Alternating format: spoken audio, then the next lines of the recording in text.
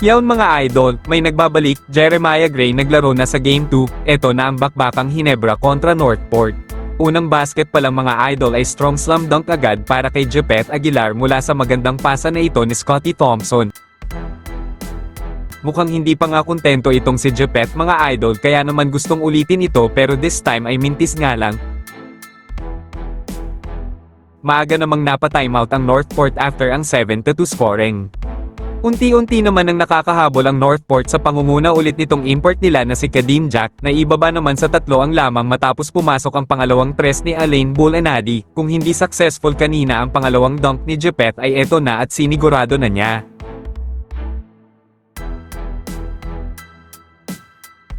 Unti-unti na ngang lumalayo ulit ang Hinebra matapos magsipasukan ng mga tres nila, natapos ang first quarter sa score na 35-22, Barangay Hinebra up by 13. Second quarter ay inumpisahan naman maghabol ng Northport sa pamamagitan ng pagkuha ng fouls para mapunta sa free throw line, pero ayaw pa rin pumayag ng mga taga-barangay at lumobo na nga sa 20 ang lamang nila matapos pumasok ang tres ni Maverick Ahanisi, pero mukhang walang gana maglaro ang kalaban dahil dinadakdakan lang sila ng mga players ng Hinebra. Troy Rosario and Alonso here for takeoff. Eto na nga mga idol at may nagbabalik, look who's back, Jeremiah Gray. Hindi nga katagalan mga idol ay pumasok agad ang unang tira sa tres ni Mr. Jeremiah Gray. Yeah, first touch, first bucket. Kung kaya mag-shoot sa tres ay kaya din ni Maya sa loob mga idol, mukhang mas dangerous na nga ang Hinebra dahil sa muling pagbabalik niya. Natapos ang halftime 68-39, Hinebra up by 31.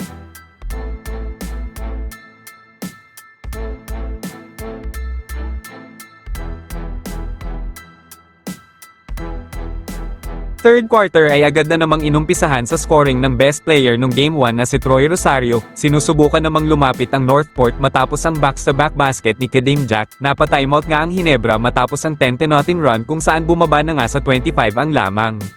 Kung kailan nga nakakahabol ang Batang Pierre ay saka naman napaupo itong si Kadeem Jack dahil natawagan ng flagrant foul dahil sa landing spot kay Jepet Aguilar. Under 6 minutes remaining sa third ay 28 pa rin ang kalamangan ng Hinebra, kinakalabaw na naman sa loob ang mga taga Northport dahil nga sa wala itong si Kadeem Jack.